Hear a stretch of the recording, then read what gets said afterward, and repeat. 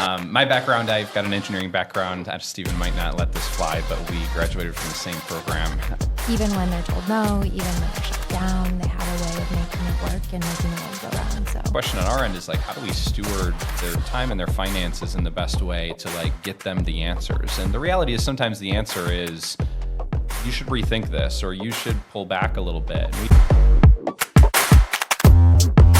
So I am super excited for today's conversation, not only about the topic, but who is in this room to have this conversation. So Robbie, Rebekah, Anna, thanks for coming, and I'm excited to join into this. I was thinking back yesterday. So Anna, my better half, we were having our team leadership meeting at the kitchen table in our house because of the fact that it was a snow day. And, this just kind of goes along with this startup environment, kind of, some things come to mind, being scrappy, just kind of making things work, making things happen.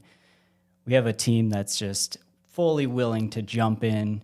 They'll come to the kitchen table and we'll just pull down monitors from bedrooms or whatever needs to happen to make sure it can take place.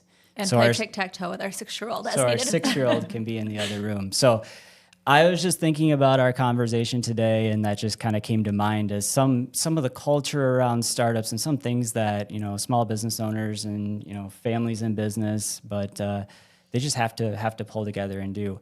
And as we think about startups and the culture around that, maybe it'd help us to just get a better understanding of really what is a startup. Can you guys help us define a startup a little bit? Yeah, well, thanks for having us, Stephen. We appreciate being able to be here today.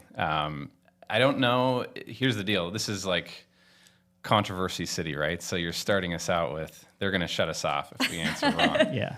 My background, I've got an engineering background. Stephen might not let this fly, but we graduated from the same program, Grand Valley, at the same time. So that's my MO is when you start taking your idea into the realm of reality, right? You start taking action on what is a good business concept or a good product idea, and you start testing and you start prototyping and you start trying to make something real. And prototype could be a sketch. It could be, how do we market test this business concept? But to me, the definition of startup is like when you start up the activity around it. And we get a chance to work with people at all stages of the game, but we work with customers sometimes on developing a problem statement. What is it that you're trying to solve in the market?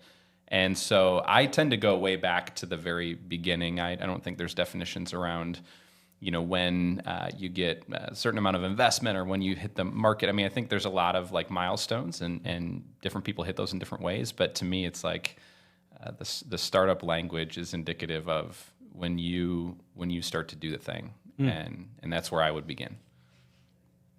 yeah, I have been on the launch team for Social Enterprise and I'm a co-founder of a political consulting firm. And I would say in those instances, I found that once the momentum starts happening, but additionally, we're outside of a corporate structure. So there's a certain amount of disruption there. There's a little bit of contrarian thought that happens. And another one of the screenings is the team one that I would want on my zombie apocalypse team because they're the scrappiest, most resourceful individuals that are willing to keep going and persevere even when they're told no, even when they're shut down. They have a way of making it work and making the world go round. So I think kind of those are elements as well.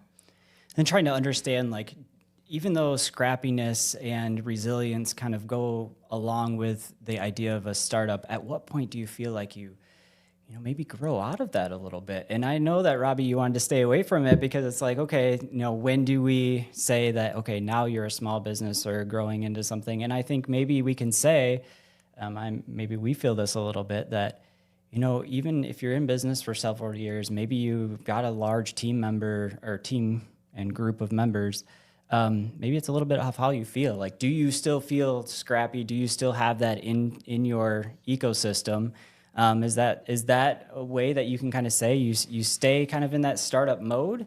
Maybe it's once you get to a point where it's like, okay, now I've got a lot of processes, infrastructure kind of built out, that we move out of that kind of startup mode. Kind of what are your thoughts? Yeah, it's really good. This is tough. The ideal is that you're always starting up, right? Like I think the ideal is, maybe you're not a startup anymore, but the scrappiness, we talk a lot too about curiosity and generosity, right? So can you be curious enough to continue to explore, to not get so operational or efficiency driven that you also aren't looking at what might come down the road next, and how do we continue to grow, and then generous enough to be able to compromise or work with others on those ideas. And I think if you can kind of keep those things in mind, then you might not be a startup anymore, right? Like you might be solidified in a business model. You might be fully launched, and you're going through that now product life cycle or service life cycle. But along the same path, how do you now create the next piece of value? And that becomes your startup, whether it's a new business or it's a new offering, or even just a new way that you guys that you do things, that you start a podcast or something like that. Yeah, and as you think about what it takes to grow a business from the kitchen table, the basement, unfinished basement table, which we've done a couple times, to an organization that has team members and is providing significant value, what do you think some of the unique needs for some of those styles of businesses from zero up, specific needs for startups that maybe are unique to some other businesses that have been around for a while? Yeah, I think there's a lot of pressure to scale, like in venture capital rules. I've heard the 50, 100, 500, where you have 50 million in revenue, you have less than 100 employees, and then somewhere around a 500 million in evaluation. And I think that there's a lot of existing long-established businesses that fit that criteria, but aren't startups. And so you're gonna have to edit this out, but I'm losing the question a little bit about where we were headed with that. I was going to answer part of the Robbie piece of it. And I know that Anna's got some thoughts on this as well, but just trying to understand when you're a startup, maybe what are some unique needs that you have that, maybe if you've been in business for a long time, you've already got some network, you've already got relationships that you can leverage. But let's be real, like when I started 2013, started an engineering firm, I didn't know. Right, I didn't know what it would take to get in. Maybe if I did know, I wouldn't have done it. I was going to ask, if you knew now what you knew then, would you? But I think that is part of what it takes to have a startup. Is part of it is naive optimism. Is just a lot of optimism, right? There's a certain mindset that goes into it that's like, this is, you see it, you're like, this is going to happen, and you're very optimistic, like what you said, that you're going to kind of will it into fruition. You're going to push until it happens. So I guess that's just kind of tying it back in there. Yeah, I think creative capital is really important, and you might not have the actual capital to scale and to grow, but as you look out and how you can pull in the right partners, or how you might get a little bit further if you forego having a physical office space, and you can invest that back into building out your network and get a little bit further that way. I think that's one of the unique constraints of a startup, but also keeps them more agile than a traditional corporation. It's unfortunate, right? It's like going through, it seems like the school system is even set up where, you're here as somebody who's trying to progress through life, and success is on one side and failures on the other side. And you get into this kind of ecosystem, startups and entrepreneurial endeavors, and, you're asking, what do you need along the way? And it's like, at some point, you've got to reframe that for yourself to say, no, it's not failure one direction, success the other. It's like failure will be the stepping stone to success. And that means a lot of things when it comes to product development. It's, the unique need is you've got to make sure that your product is being tested along the way. We talk a lot about failing fast, and how do you come up with this minimum viable test that you can run to learn the right tools, the right answers that you can bring into the next step of your development. Operationally, it's, you've got to make sure that your business is riding along. We live in product world, so I'm kind of speak from that perspective, but I can relate. I understand what you're saying. Totally. You've got to make sure that your business model is ready to progress along with your product development, right? And that takes tools and processes, and you've got to make sure that those match, but that you're not overburdening a new endeavor with some overbearing process. you're planning for scale, but you're also right sizing the tools for where you're at in the process. So yeah, I feel like there was a unique kind of point even in our startup journey, and as we've built businesses, is that like you jump in, you get started, and I feel like almost even a certain point, it's just like you stop even focusing. I think what you're getting at is like failure versus success, and you just start to love the journey. And you're just like, it's okay. Like, it's not always going to be perfect. Like, not every deal is going to go through. Not everything's going to always be sunshine and rainbows, right? yeah. But yet, at net, the journey is what you learn to enjoy. Anna, what about you? As we're looking at startups, like, what are some unique things that you're seeing with the startups that you're working with that maybe they have some unique needs and ways that they're able to get those met? Yeah, so a lot of the startups that I work with are pre-funding. So they are either like, hey, I just quit my job 3 weeks ago. I'm like just at the beginning, or maybe they're a year or two in, but they're still like pre-revenue. So they don't have a bunch of money to invest. They're trying to get to that MVP. They're trying to understand how can usually I'm talking to them because they're trying to get design software. So how do I design my product for manufacturing? And a lot of them don't always have, I'd say like 50% of the people I talk to don't have an engineering background. So they have a really good product idea, some type of hardware, some type of product that they're like, hey, I can go to market with this.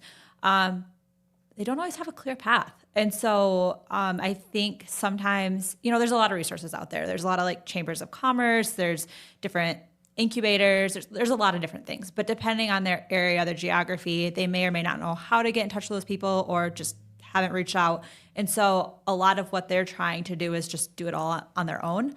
And I think part of what we have learned is it's okay to like ask for mentorship or ask a friend or ask like someone around you who's been there, who's done that, who's an expert in that. Like, yeah, you may have to pay them consulting hours, but is it worth 100 hours of your time to do something that you're going to have to do anyways? So I feel like for startups, it can be really challenging, especially in that pre-revenue stage. Like there's just no funding to get that like expert level, especially if that's not their expertise. So you're saying like ask for help. You don't need to know everything. Yeah. It's okay to build a community around you that can support each other. And honestly, that's a little bit harder than really, just saying it, building that community, that startup community. I know there's some resources out there for startups, especially in our area and in other areas as well, that startups can leverage. And I think that's just super important. Just building the community that you can learn and grow from each other. Anything as far as the community standpoint that you guys have noticed or that startups that you guys have worked with that have leveraged or maybe resources out there? Yeah, I think you touched on it, Stephen. The ecosystem development is so important. And so once someone exits or someone has founded a business multiple times, I think giving back and then bringing your skill sets to the table that can help create an entire system of people who are more entrepreneurial minded. I think that ecosystem development piece is, key. Yep. Yeah, absolutely. I think that even it was, Disher, the organization that we work with, is trying to find creative ways to partner with startups in that space. You mentioned it, in a really concise way that these are folks that, they just quit their job or they have a year to go out and make something work. They are not at the seed funding stage. They have to prove some things out. And the question on our end is like, how do we steward their time and their finances in the best way to like get them the answers? And the reality is sometimes the answer is you should rethink this or you should pull back a little bit. And we've delivered that, when it's necessary. But there are also times where it's like, well, how do you lean into this in a way that allows you to kind of walk up the hill of launching a startup? Because, here's the lesson that we always talk about. At some point with folks in that space, it's like, it's going to be harder than you think it's going to be. And that's like a pill to work on swallowing early. It'll be more expensive than you think it's going to be. You're going to have to try more times than you think you're going to have to try. Your kind of go-to-market strategy is going to be exercised in a deeper way than you think it's going to be exercised. And so how can we get in the car with you to like walk the walk in the areas that we have, kind of built an expertise? And you bring your expertise to the table. And you know what? If we need to go out to the ecosystem and find another partner or two that is an expert in a different arena, then let's figure this out together, right? Like, let's build the right team to get across the finish line. And I think that even on a macro level, I think there's a shift towards finding those healthy ways to work together, finding the right partners at the right times. Do you feel like the startups or the founders that you've talked to or worked with have been leery of or standoffish to those types of conversations? Because I can just, sometimes there's certain personalities that, I can do it, I can get it done. But it maybe is not the most efficient way. Maybe the most efficient way is to reach out to a firm or to a coach or to a mentor. But it's not, honestly, for me, it never was natural. But I know the importance of it. So I don't know if you've also experienced something similar, or if you feel like, people are very open and willing to get help in certain areas if they know that they have a weakness there. I would say sometimes when we're partnering with startups, that consulting piece of it about helping them identify the needs that they don't even really realize they have, so we can help build a product launch team alongside a founder. But there's also some financial acumen or some marketing research help that they might need. So putting in place the right resources kind of paints this picture. And then when we become a trusted partner, it's like, oh, we also have this organization that we work with all the time that brings this value to you in this way. And I think it can be more of a handshake versus, hey, you could really use the mentor right now. Yep. Yeah. So as you think about the market research piece, I think that's a really interesting piece that I think a lot of, at least the startups that I talk to sometimes haven't gotten there yet. At what stage do you usually recommend that a startup start approaching market research? Yeah, early. It's usually like that is maybe one of the most common missed steps in my opinion, right? And it's, you could answer it in a lot of different ways. I had a conversation with somebody, they thought this was a great idea. There's an insight, but is that really market research?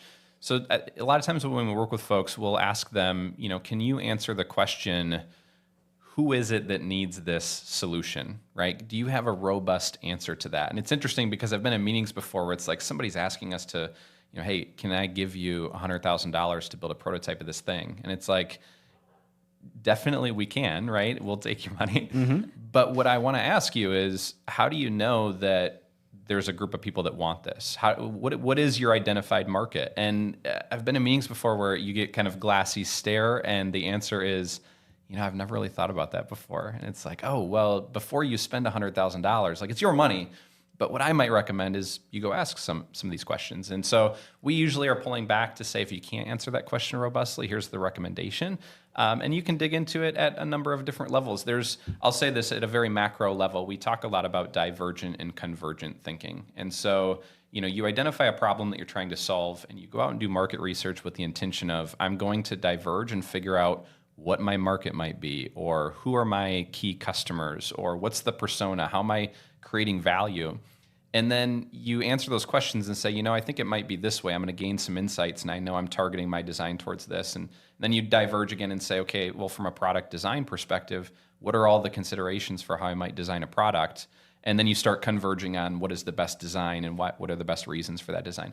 The rub is when you're diverging, you're always up against am I building the right boundaries? Am I thinking inside the right arena? And a little bit of like, am I nervous I'm gonna fail with my idea? Like, is this stupid or and then when you start converging, it's like the problem set shifts, and the issue with convergent is you think your baby's the perfect baby. And as you start converging on what might be best, it really is like, how do you remove the emotion from it? We talk a lot about that. Like when you're making vetting type decisions or selection type decisions, whether it's on a market or on a product, you're thinking about, how do I define best without what Robbie thinks is best being one of the criteria, right?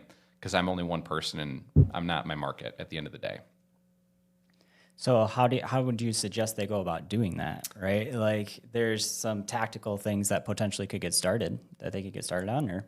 Totally. Yeah. I mean, we could get way down in engineering nerd world, right? I mean, we help people develop, decision matrices. And so you're like getting a nerdy spreadsheet out to say, there's no votes on this. Like we're past now the team that's working on it, voting on what is best. This is, what does the data say is best? Or can we go find a simple market test for this and say, this actually scored better, right?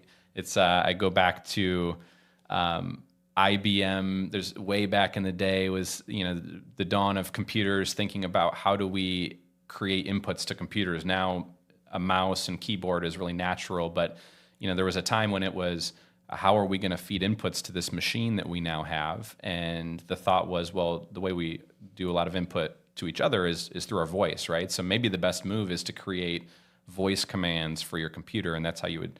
And so they're like, yeah, that could be the right answer, right? And it was one of these like we could go develop computers that are 100% voice command, and IBM's going to spend millions and millions of dollars on this. What they did instead is they set up a room like this one, right? They have a computer monitor in front of it with a microphone sitting there. The microphone's not actually attached to anything, but in the next room is a professional typist, right? One of the few people at the time that was actually trained to type into a computer. And they just had the person typing what the person was saying, right? And they quickly found a couple of huge issues with this idea of voice command. One is people have a hard time talking for 8 hours a day. And if you're going to work at a computer, it's hard to do 8 hours straight of discussion. The second thing is if you're talking about sensitive topics, if I'm sending an email to my boss about somebody on my team that I might need to let go of, that's not the conversation you want to be voicing into your computer during the day, right? So they found a couple of huge red flags that were like, oh, maybe we need to go a different direction with how we develop these mass market computers. And it was that idea of early prototyping, like how do I answer the question without spending all the money in development? And that's kind of where you try to converge and say no to the wrong things as early as you can in the process. Yeah, save those resources and that money for after you've gone through some of that research, validating the product, and then go through and maybe jump into more development. Totally. I can think of a few different scenarios, and I just feel like even as time has gone on and it's easier and easier to create a website, to go out and just do crowdfunding or something like that, that you can do a lot more validation than maybe you could earlier on. What are your thoughts on building a clickable prototype? So for example, I can go through, I have access to rendering software. I can develop up my product, the design of my product, create some renderings, create a website, get it out there, create a clickable prototype where people can click, I want this, or buy now or something, but it's just not fully developed or built yet. Do you have concerns, or do you think that that's a good approach for some of these market research ideas? That's Kickstarter too, right? Yeah, I mean, there's other crowdfunding opportunities out there, similar type thing, right? But yeah. I think and I can speak from a specific example, but there was a product that was being released for dogs, and they did A/B testing with ads with it before there was actually a physical product made. They got all of this really rich user insight from how the form, fit, and function works and what it looks like, and also, with this additional feature and waterproofing that they were able to integrate in their product roadmap plan very early on without coming to the market with a really full-blown prototype that they could have spent, millions of dollars developing, producing, manufacturing here, and then distributing, to find out that they're missing 5 key features that every single person who clicked on an ad, which was, $10 a click maybe, could validate for them early on. So, in my experience, it comes down to technical feasibility, right? Like if you can, and generally speaking, I'm making broad brushstrokes here, but it is, you can walk further down the road of validating technical feasibility earlier in the process than you can something like market viability, right? It's tougher to understand exactly what's going to happen in the market. And so if you can build enough confidence in that technical feasibility, then I'm an advocate. Like, go for it, right? Go test. This is an interesting way to test the market and see what they have to say about it. If there are big question marks around making this real, I've consulted with a startup that was hard-headed about, we're going to do a Kickstarter campaign. It's like I don't even know if it's allowed in Kickstarter's guidelines to with how far you have to go in your prove out. And I think in those circumstances, it's like you owe it to you and to these potential customers, which is really what you're developing with a Kickstarter campaign if it's successful.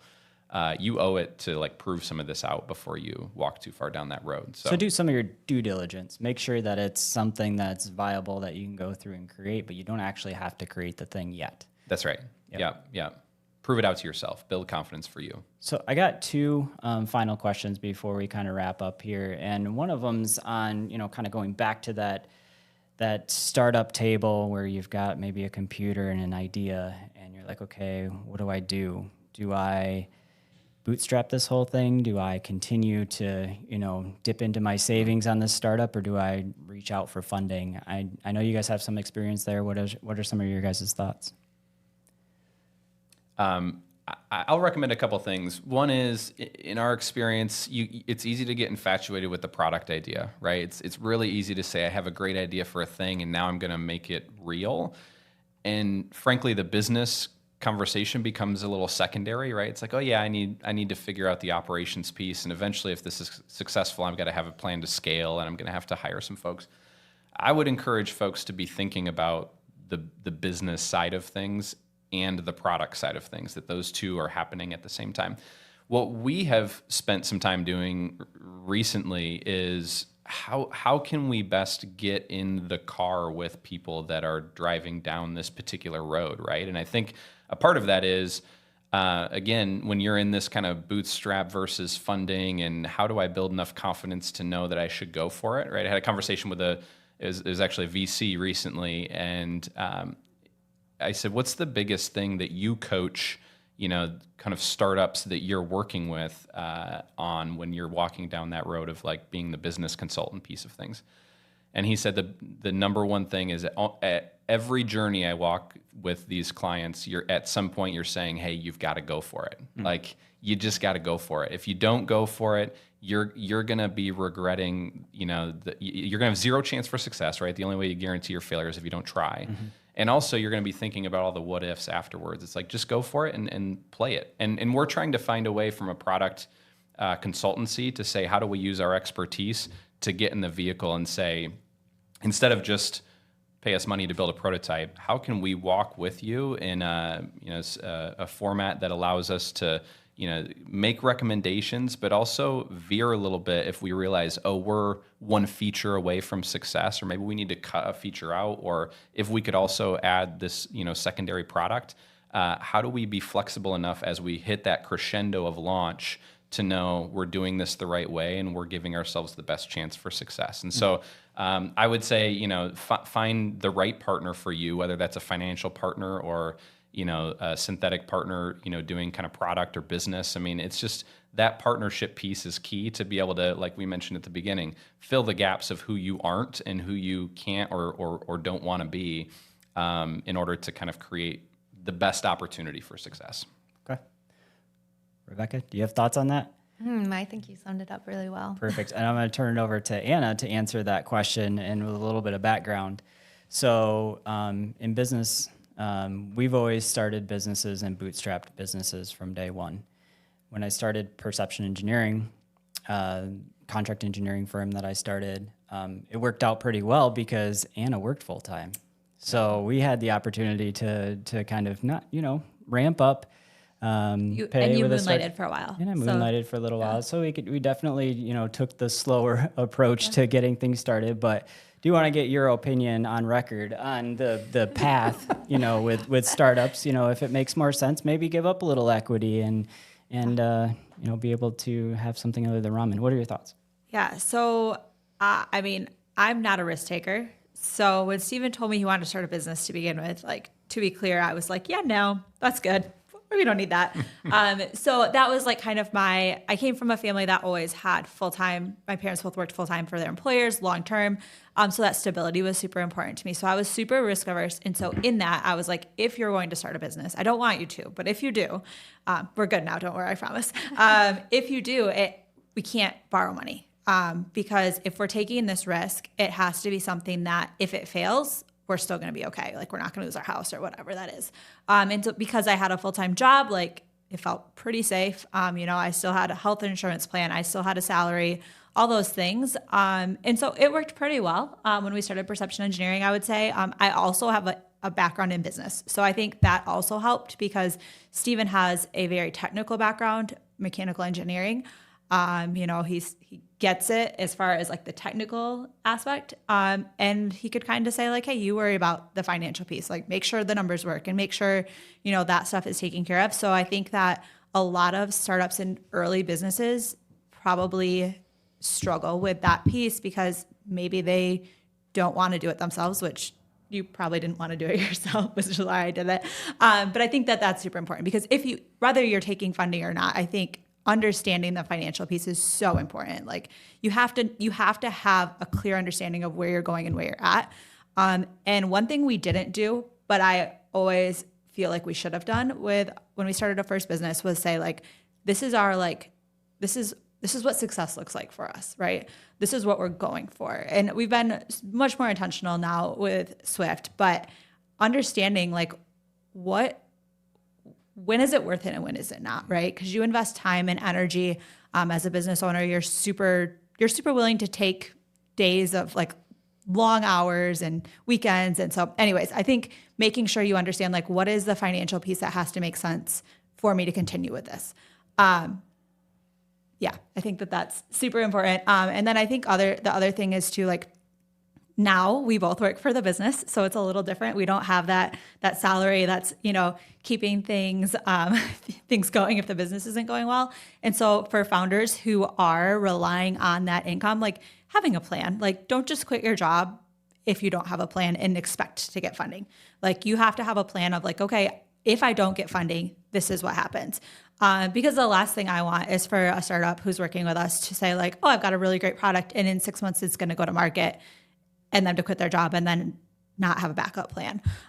If you have a huge nest egg and you're like, hey, this is how much of it I'm willing to invest in my business to be able to bootstrap this, like great, awesome. Like you have a plan and hopefully you can make it work. And if not, like you understand that going into it, that sometimes startups, sometimes it doesn't work out. So. We've already kind of gotten into this, but maybe you guys saved your best advice for right now, knowing that I was going to ask this question, but we're going to do a little bit of a speed round, 15, 30 seconds, best piece of advice to a startup. Robbie, we'll start with you. Yeah, I would say the hungry piece. I'm going to go back to what we started with. Just be hungry, be curious, and be generous in sharing your ideas with the right people. And that's like the fun piece of allowing you to really go. I'd say be uncompromising with your team. I see it in both of you. There's like a visionary and an integrator, and there's this trusted relationship and partnership there beyond what you have domestically.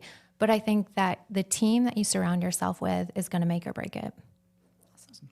I think, oh man, I had something to say and now I totally forgot. Maybe you should go first. I'll come back to me. Great advice there. I know, it was so good. Don't forget what you're supposed to. No, for me, it's kind of a combination of, just do it and smile. It's kind of like, get started. Robbie, you said this a couple times, like today's the best day to get started with things. Jump in, get started, be cautious. Like don't go out and do things that you shouldn't be doing, but at least start the conversations, get started. And then understand that even when things don't go 100% the way that you thought they would, enjoy the journey and smile, right? Just every day, remember that. All right, I remembered mine. It was don't take things personally. So, part of this is I work with my husband. So like that is, it's hard to not take things personally sometimes. But I think with your team and with customers too, it's really easy that when you own the business or you founded the business to take every piece of feedback and take it like to heart. And it can be really discouraging if you do that. And instead you need to just like take that and learn from it. So when you get bad feedback or when something doesn't go to plan, like learn from it instead of getting like discouraged or upset by it. Perfect. Thank you all. Thank you, Robbie, Rebekah, Anna. Thanks for joining the SWYFT chat. Excited to do it again. Yeah, thanks, guys.